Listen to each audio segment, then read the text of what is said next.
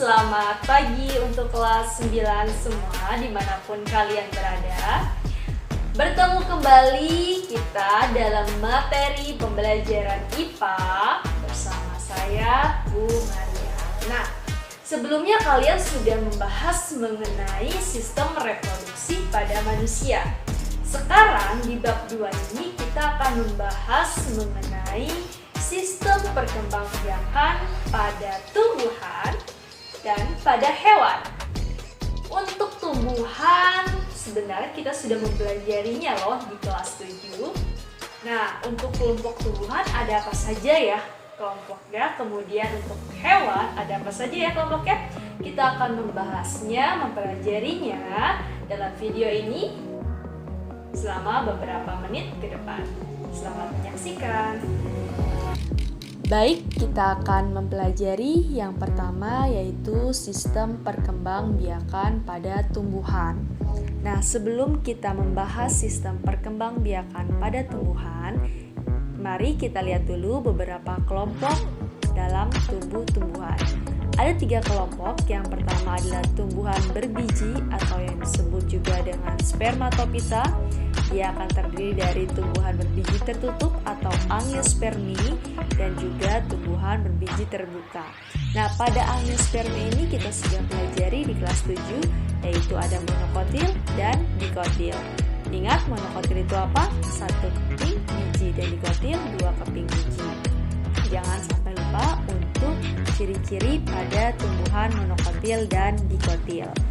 Monokotil sendiri terdiri dari contohnya adalah jagung, padi, kelapa, pisang, bawang. Kalian bisa lihat ciri-cirinya dari daunnya, akarnya, kemudian keping bijinya. Untuk dikotil terdiri dari contohnya adalah tomat, kentang, kacang tanah, kedelai, dan mangga. Lalu yang kedua ada tumbuhan paku atau disebut juga dengan peridopita. Dan yang ketiga ada tumbuhan lumut yang disebut juga dengan bryophyta. Yang pertama adalah tumbuhan berbiji yaitu angiosperme. Sistem perkembangbiakannya terdiri dari 2 yaitu vegetatif, alami, dan buatan. Yang alami berarti tanpa campur tangan manusia, yang buatan dengan campur tangan manusia.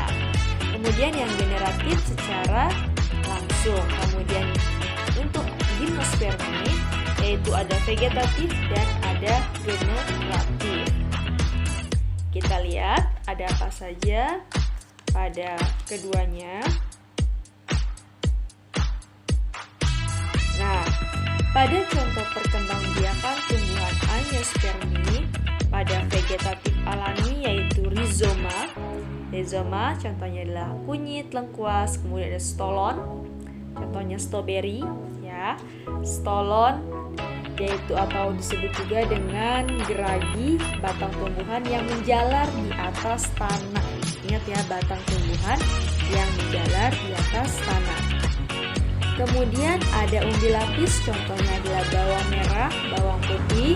Kemudian ada umbi batang, contohnya adalah kentang dan nanas.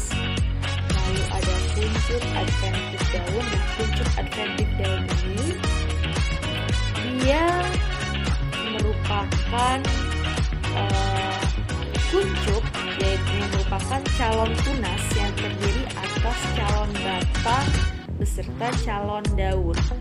Kuncup ini terdapat pada tepi daun yang disebut juga dengan kuncup adventif daun atau tunas liar pada tepi daun. Contohnya ada pada cocor bebek dan cemara. Lalu untuk tunas, pasti sudah tahu ya, tunas contohnya adalah tanaman pisang dan bambu. Lalu ada vegetatif buatan. Perkembangbiakan vegetatif buatan dapat dilakukan dengan bantuan manusia. Ada mencangkok ya, bisa mencangkok pohon mangga, ya kan? Kemudian ada merunduk, dapat dilakukan dengan membenamkan tangkai tanaman ke dalam. Itu contoh dari merunduk. Contoh tanamannya apa? Nah, merunduk contoh tanamannya adalah bunga alamanda. Kemudian ada stek. Stek merupakan cara perkembangbiakan vegetatif dengan memotong atau memisahkan dari induk suatu bagian tanaman dan kemudian ditanam kembali untuk menghasilkan individu baru. Misalkan pada ketela, pohonnya dapat menggunakan batangnya atau disebut juga dengan stek batang. Lalu ada menyambung atau mengenten. Apa sih menyambung atau mengenten? Cara perkembangbiakan ini dengan cara memotong suatu batang tanaman lalu disambung kembali dengan batang tanaman yang lainnya yang sejenis tetapi berbeda sifatnya. Misalkan apa? Tanaman bougainville merupakan salah satu tanaman yang sering disambung agar dalam bentuk tanamannya terdapat beberapa warna. Bougainville warna merah dengan bougainville bunga yang berwarna putih, itu bisa ya dengan menyambung atau mengenten. Lalu ada okulasi atau menempel. Dilakukan ini dengan menempelkan mata tunas yang ada pada kulit tanaman pada batang tanaman lain yang sejenis. Ya, salah satu penerapan teknik okulasi atau menempel yaitu untuk menghasilkan buah jeruk dengan sifat unggul. Ya, misalkan pada buah jeruk ya, terdapat jenis pohon jeruk yang batangnya misalkan kuat, jeruknya berbentuk kecil tapinya, serta rasanya asam.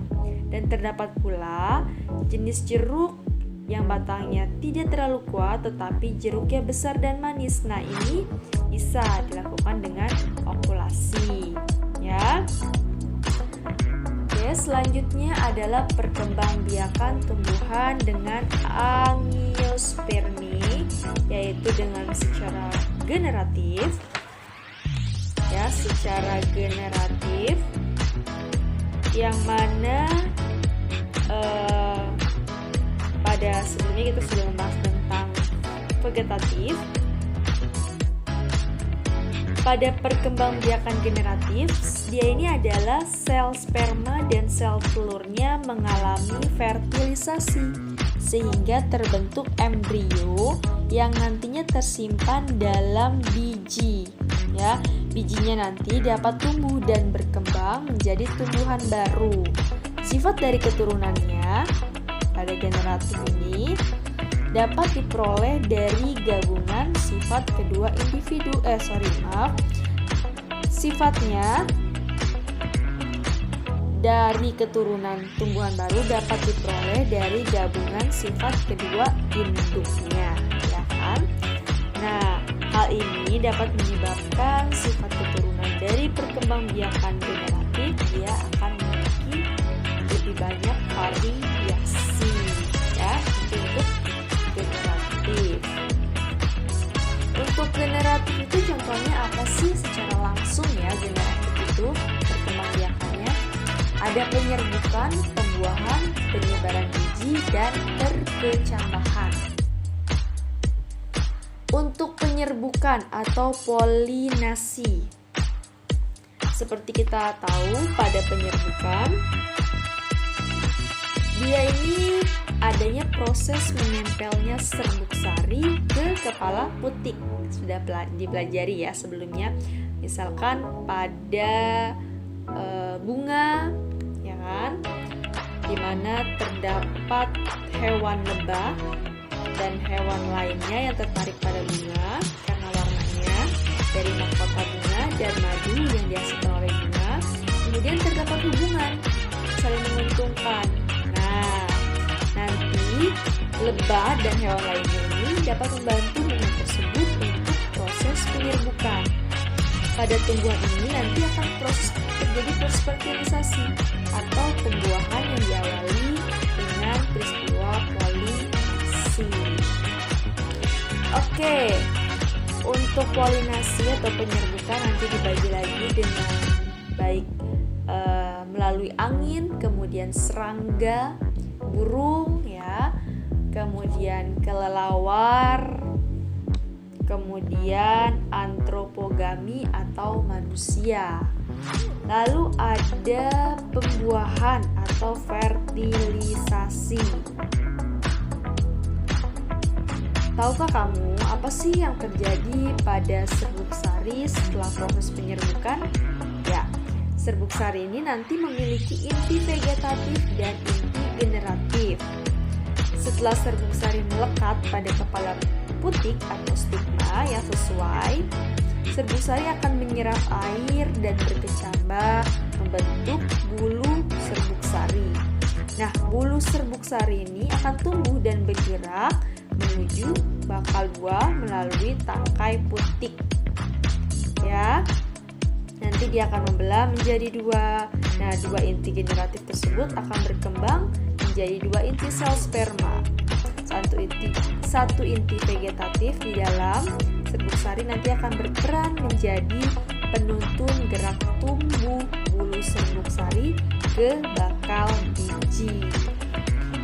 Lalu satu dari inti sel sperma membuahi inti sel telur akan membentuk zigot, dan satu inti sel sperma yang lainnya akan membuahi inti kandung lembaga sekunder membentuk endosperma atau cadangan makanan. Nah, itu adalah proses terjadinya pembuahan.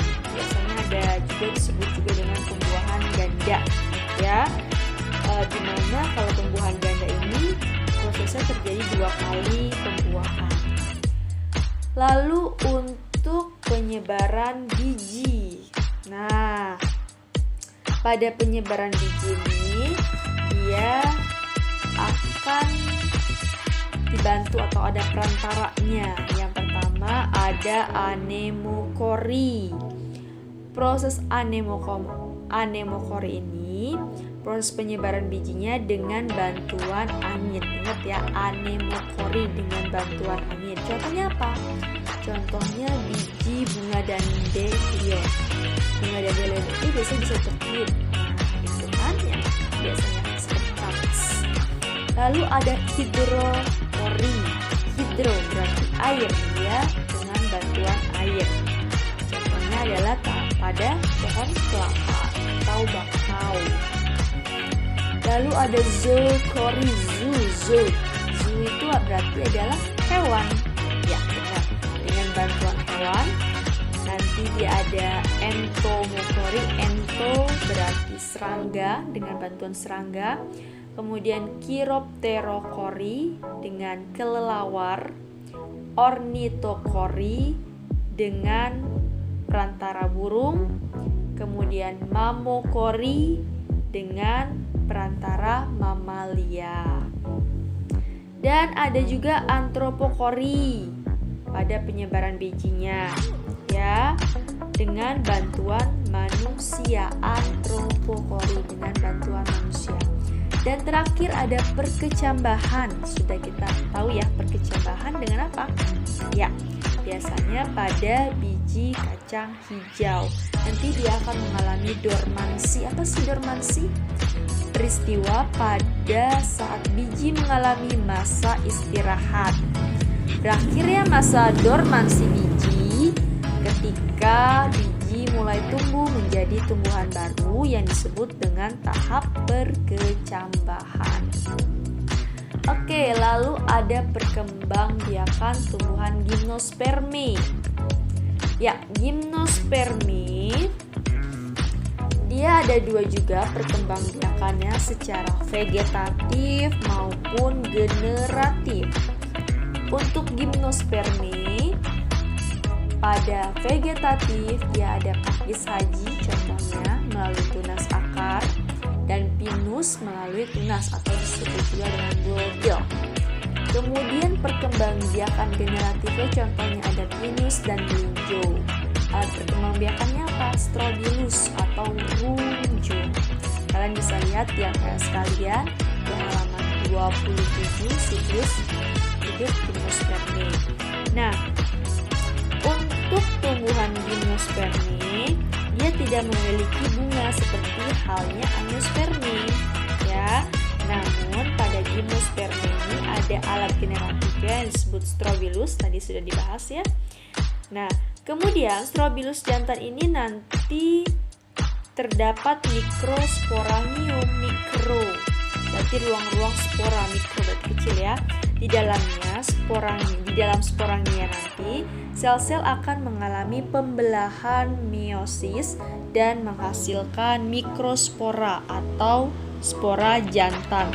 Nah, mikrospora ini akan berkembang membentuk serbuk sari. Serbuk sari pada tumbuhan pinus nantinya akan memiliki sayap ya, seperti sayap. Ya, seperti sayap.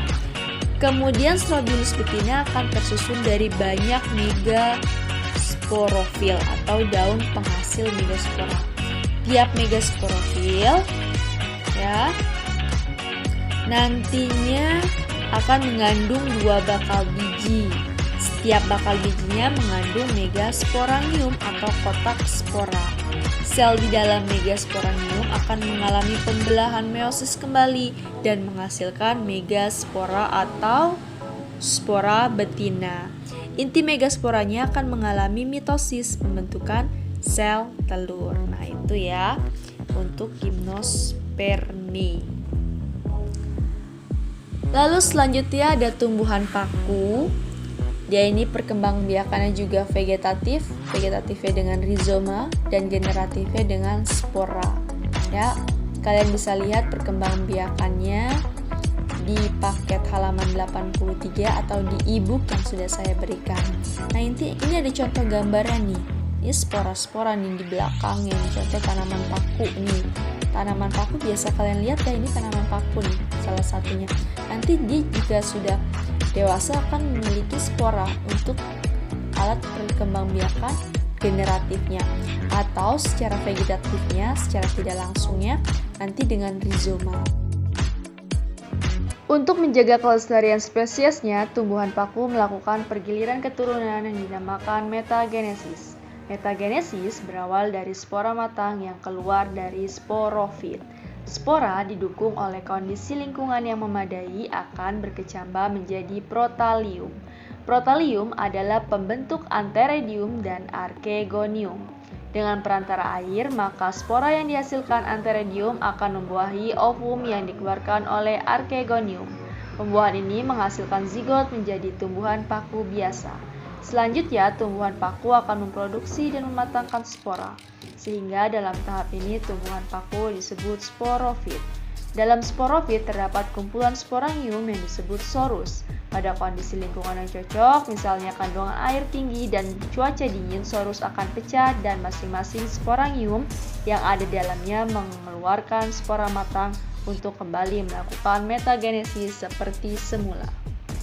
Lalu pada tumbuhan lumut atau bryophyta, dia perkembangbiakannya sama ya, ada vegetatif melalui kuncup atau geme dan melakukan fragmentasi atau melepaskan sebagian tubuhnya menjadi individu baru. Kemudian ada perkembangbiakan generatif, dia menggunakan spora. Bisa kalian lihat juga di paket atau e-book kalian di halaman 85. Kita lihat dulu video berikut. Tumbuhan lumut bereproduksi baik secara seksual maupun aseksual. Pergiliran keturunan yang terjadi melalui reproduksi seksual dan aseksual yang bergantian ini disebut metagenesis. Metagenesis tumbuhan lumut diawali ketika kotak spora atau sporangium pecah dan mengeluarkan spora-spora yang telah matang. Jika spora-spora tersebut jatuh di tempat yang lembab, spora akan berkecambah. Perkecambahan spora akan menghasilkan untaian berupa benang atau filamen yang bercabang-cabang yang disebut protonema. Protonema membentuk kuncup yang mana tiap kuncup menghasilkan tunas tegak mirip daun yang bercabang. Tunas tersebut adalah cikal bakal tumbuhan lumut. Antheridium yaitu organ kelamin jantan dan archegonium yaitu organ kelamin betina akan muncul di ujung atas tunas. Selanjutnya dari archegonium keluarlah sel ovum, sedangkan antheridium keluarlah sel sperma. Kedua sel gamet tersebut rapat, bersatu dan melebur dengan perantara air. Kemudian terjadilah pembuahan yang hasilnya adalah sporangium. Sporangium adalah sel induk spora yang akan membelah secara meiosis untuk membentuk spora yang disimpan dalam sporangium. Jika kondisi lingkungan mendukung, maka sporangium pecah untuk melepas spora dan metagenesis pun kembali berulang. Dan yang terakhir ada teknologi perkembangbiakan pada tumbuhan dengan hidroponik, vertikultur, kultur jaringan tumbuhan. Nah, untuk hidroponik ini merupakan cara penanaman tumbuhan dengan menggunakan larutan nutrisi dan mineral dalam air dan tanpa menggunakan tanah. Biasanya tanaman darat, khususnya sayuran, paprika, tomat, timun, terong, dan selada. Kemudian untuk vertikultur, ini merupakan metode budidaya tanaman dengan cara membuat instalasi secara bertingkat atau vertikal dengan tujuan untuk meningkatkan jumlah tanaman. Lalu untuk kultur jaringan, merupakan metode perbanyakan tumbuhan dengan cara mengambil suatu bagian dari tanaman seperti sel atau sekelompok sel, jaringan atau organnya. Scared to rock the boat and make a mess, so I said quiet.